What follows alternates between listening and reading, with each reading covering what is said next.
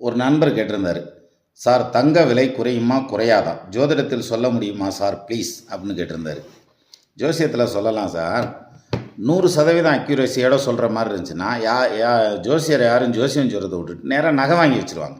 டெபாசிட்டாக வாங்கி வச்சிட்டோம்னா, பின்னால் விலை ஏறையில கொடுத்துட்டு ஒரு லாபத்தை பார்த்துடலாம் இல்லையா? இடம் வாங்கி போட்ட மாதிரி அப்படி ஆயிரும்.